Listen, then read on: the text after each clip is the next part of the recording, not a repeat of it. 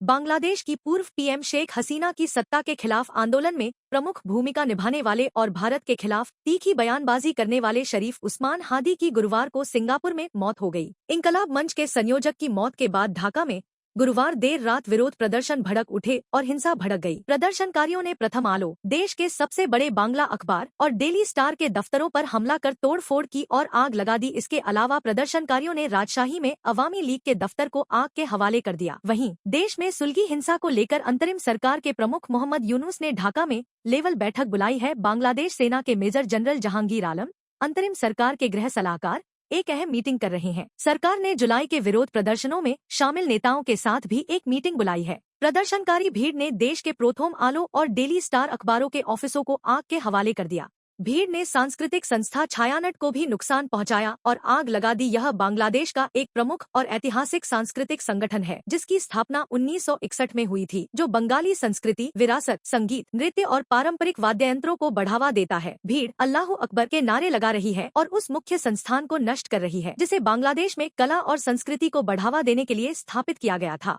BNP के कार्यवाहक chairman Tariq Rahman ने इंकलाब मंच के प्रवक्ता शरीफ उस्मान हादी की मौत पर दुख जताया है। एक फेसबुक पोस्ट में उन्होंने हादी की हत्या को दुखद बताया और मोहम्मद यूनुस के नेतृत्व वाली बांग्लादेश की अंतरिम सरकार से दोषियों को सजा देने की गुजारिश की। रहमान ने अपनी पोस्ट में कहा, मैं शरीफ उस्मान हादी के दुखद कत्ल से बहुत गम में हूँ। अल्लाह उनकी मगफिरत फरमाए। यह अचानक मौत राजनीतिक हिंसा की इंसानी कीमत की एक गंभीर याद दिलाती है। मैं अंतरिम सरकार से भी अपील करता हूँ कि वे पूरी प्राथमिकता के साथ जल्द से जल्द जांच करें, जिससे दोषियों को पकड़ा जाए, सजा दी जाए और इंसाफ मिल सके। बांग्लादेश के राजशाही में इंकलाब मंच के नेता शरीफ उस्मान हादी की मौत के बाद बढ़ते तनाव के बीच एक स्थानीय अवामी लीग ऑफिस को बुलडोजर से गिरा दिया गया। चश्मदीदों ने बताया कि शुक्रवार IST को तड़के करीब 1:30 बजे प्रदर्शनकारी पार्टी के कुमारपारा ऑफिस में एक बुलडोजर लाए और बिल्डिंग को गिराना शुरू कर दिया। बताया जा रहा है कि सिंगापुर में हादी की मौत की खबर फैलने के बाद हजारों लोग शाहबाद चौराहे पर इकट्ठे हुए। इसके बाद गुस्साई भीड़ ने चौराहे पर जाम लगा दिया। प्रदर्शनकारियों ने तख्तियां लहराते हुए अधिकारियों पर हादी की सुरक्षा करने में नाकाम रहने का आरोप लगाया और देखते ही देखते प्रदर्शनकारी हिंसक हो गए। प्रदर्शनकारियों ने सबसे पहले करवान बाजार में स्थित प्रथम आलो के दफ्तर पर हमला किया, जहां प्रदर्शनकारियों ने कई मंजिलों में तोड़फोड़ की, फर्नीचर और दस्तावेज बाहर निकालकर आग लगा दी। स्थानीय मीडिया रिपोर्टों के अनुसार कई पत्रकार और कर्मचारी इमारत के अंदर फंस गए। इसके बाद उपद्रवियों ने डेली स्टार के दफ्तर पर हमला कर दिया और फिर तोड़फोड़ कर दफ्तर को आग लगा दी। इसके बाद प्रदर्शनकारी गुरुवार देर रात चटगांव में भारतीय उच्चायोग के कार्यालय के बाहर जमा हो गए और कार्यालय पर पत्थरबाजी की। प्रदर्शनकारियों ने भारत विरोधी और अवामी लीग विरोधी नारे लगाए, जैसे भारतीय आक्रमण को ध्वस्त करो और लीग वालों को पकड़ो और मारो। दरअसल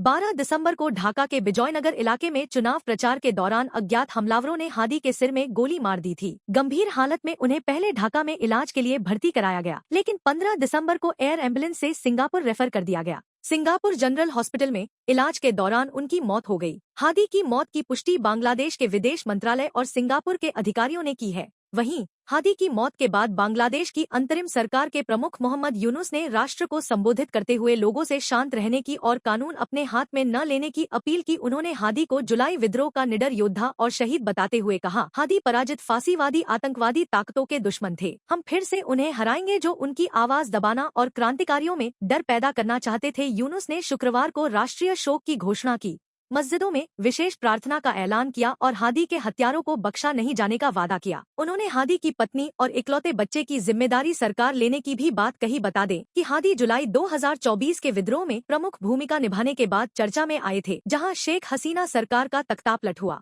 वे अवामी लीग पर संवैधानिक प्रतिबंध की मांग करने वाले अभियान के अगुआ थे और भारत समर्थक राजनीति के कट्टर विरोधी माने जाते थे। कौन था उस्मान हादी? शरीफ उस्मान हादी बांग्लादेश के एक प्रमुख राजनीतिक कार्यकर्ता, छात्र नेता था। वह इंकलाब मंच के संस्थापक सदस्यों में से एक और संयोजक था। 2024 के जुलाई से अगस्त विद्रोह, जिसे जुलाई क्रांति भी कहा जाता है, में उनकी महत्वपूर्ण भूमिका थी, जिसने पूर्व प्रधानमंत्री शेख हसीना की अवामी लीग सरकार का तख्तापलट कर दिया था। हादी को भारत विरोधी बयानबाजी के लिए जाना जाता था। वह भारत को बांग्लादेश में हेगेमोनी प्रभुत्व थोपने वाला मानते थे। हाल ही में उन्होंने ग्रेटर बांग्लादेश का एक नक्शा सोशल मीडिया पर साझा किया था, जिसमें भारत के कुछ पूर्वोत्तर हिस्से शामिल दिखाए गए थे, जिससे बड़ा विवाद हुआ। वह आगामी चुनाव में ढाका 8 सीट से स्वतंत्र उम्मीदवार के रूप में प्रचार कर रहे थे। इसी दौरान एक अज्ञात हमलावर में उन्हें गोली मारी दी, जिससे इलाज के दौरान सिंगापुर में उनकी मौत हो गई।